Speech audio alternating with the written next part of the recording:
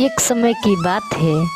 एक घने जंगल में एक चिड़िया रहती थी। उसने एक पेड़ की डाल पर अपने लिए एक बहुत ही अच्छा घर बनाया था। चिड़िया और उसके बच्चे दोनों उस घर में रहते थे। एक दिन अचानक बारिश होने लगा और हवाएं बहने लगी। चिड़िया बहुत ही परेशान हो गई क्योंकि चिड़िया का घर बहुत ही कमज़ोर था, वह कभी भी टूट सकता था। और वैसा ही हुआ।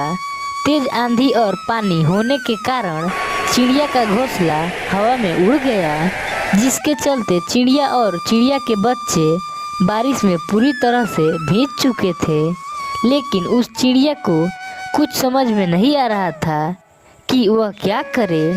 चिड़िया कुछ देर भीगने के बाद अपने पड़ोसी कालू कौवा के पास गई और उसका दरवाज़ा खटखटाया। कालू भाई, क्या तुम्हारे घर थोड़ी देर के लिए हम और हमारे बच्चे रह सकते हैं?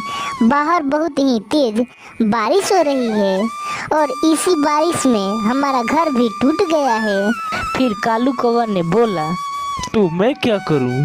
फिर चिड़िया बोली, बारिश रुकने तक आपके घर में रहेंगे, फिर हम चले जाएंगे। कालू कौवा ने चिड़िया के बहुत कहने के बाद भी दरवाज़ा नहीं खोला। फिर चिड़िया वहाँ से उसी पेड़ के पास चली गई और कुछ देर बाद बारिश पूरी तरह से छूट गई और कुछ दिन बाद चिड़िया ने अपना घर बना लिया। बहुत दिन गुजर जाने के बाद तेज बारिश के कारण कालू कौवा का भी घोंसला अचानक टूट गया और कालू कौवा उसी चिड़िया के पास गया और बोला, चिड़िया बहन दरवाजा खोलो। मैं कालू कौवा। चिड़िया बहन दरवाजा खोलो, मैं बारिश में भीग रहा हूँ। चिड़िया दरवाज़ा खोल दिया और कालू कौवा अंदर आ गया। कुछ दिन पहले चिड़िया के साथ किया हुआ बर्ताव कौवा को याद आ गया और वह बहुत ही शर्मिंदा हुआ और बोला, मुझे माफ कर दो चिड़िया बहन।